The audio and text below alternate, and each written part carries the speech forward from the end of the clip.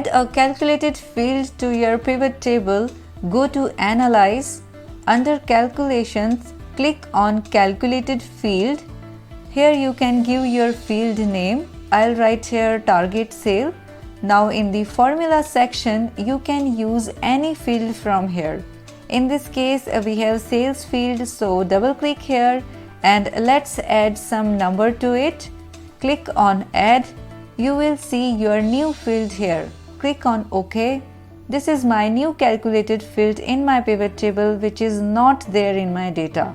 I just added some number to my already existing sales value. You can do other calculations of your choice that you need as per your data.